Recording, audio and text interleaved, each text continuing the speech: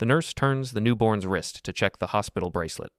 The baby blinks and says, "Too tight." Everyone freezes because this is not a clever toddler. This is a wrinkly, swaddled newborn who cannot hold up their own head, but has just filed the smallest complaint in hospital history. So would day one become easier or much harder? Let's keep the rules simple. Only speech changes. The baby still has a newborn body, newborn sleepiness, newborn hunger, newborn confusion, and absolutely no ability to do anything about it. At first, this seems like a parenting cheat code. Feeding begins, and instead of 20 minutes of guessing, the baby can say, "Hungry." Then, "Other side." Then, after a pause, "Too fast." That is genuinely useful. Newborn care is already a translation project. Adults listen to cries, check temperature, try feeding, adjust the blanket, dim the lights, and hope they guessed correctly. A talking baby would turn some of that fog into subtitles, but not all of it. Because the baby can say hungry, but still cannot coordinate feeding perfectly.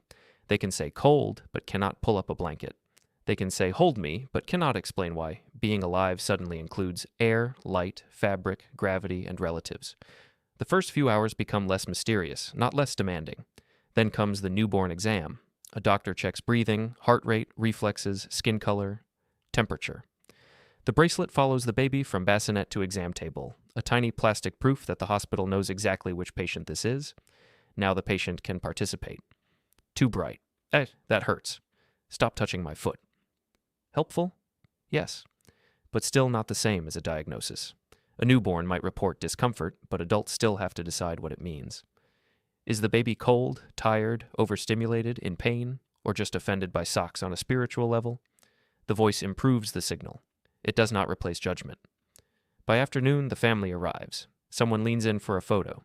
The baby says, "No flash," then immediately falls asleep with both eyes half open, ruining the photo in the traditional way. This is where the room changes. Adults keep whispering over the bassinet, then remembering the bassinet now has comments. And then the clipboard arrives. In many hospitals, parents help provide information for the birth record. Weight, time, parents' names. And one box that suddenly feels heavier than all the others. Baby's legal name. The parents have chosen one. Maybe it belonged to a grandparent. Maybe it sounded perfect for months. The pen touches the page. The baby says, "No." Not a speech, not a legal argument, just no. And now the funny thought experiment stops being only about better care, because if the baby can object to being cold, everyone agrees you should listen. If the baby objects to a name, what exactly is that? A preference, a feeling, a decision? The baby has language, but not maturity, a voice, but not independence, words, but not the ability to understand a lifetime of consequences. So adults still have to choose. Parents and doctors still carry responsibility. They may still approve tests, screenings, medicine, safe sleep, feeding plans, and paperwork, even when the smallest person in the room dislikes the experience. But something important has changed. The voice does not make the baby independent, it makes every adult shortcut audible. Near discharge, the nurse scans the bracelet. The beep. Perfect. The system recognizes the baby instantly, but beside it, the birth certificate is still unfinished. The name box waits. The pen hovers. The newborn is half asleep in a car seat, too small to control their own neck, yet somehow powerful enough to make the adults explain themselves. That is the strange answer. Talking would solve some mysteries. Hungry, cold, bright, painful, uncomfortable. It might help doctors notice symptoms faster and help parents comfort better. But it would also remove the silence adults are used to. The silence that lets them decide lovingly, quickly, routinely, without hearing the objection out loud.